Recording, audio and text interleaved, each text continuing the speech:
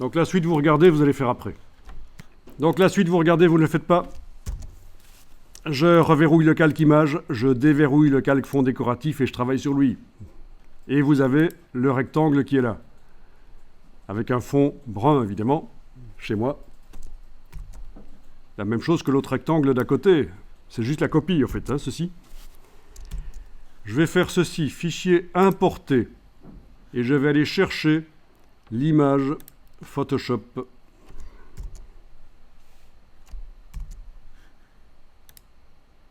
La voilà. Alors, je vais double-cliquer sur le bloc et vous avez les limites de l'image qui vont apparaître. C'est la zone là.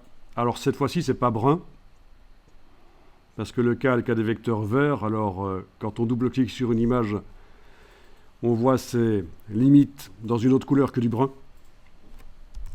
Avec l'outil de transformation manuelle, ne le faites pas ceci, regardez d'abord.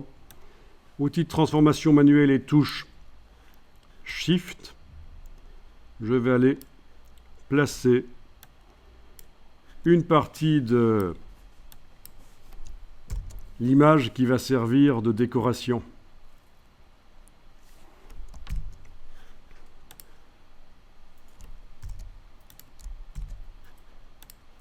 Je clique à côté et le bloc ici, je peux le redéplacer. Voilà. Donc voilà, et on peut le faire moins large.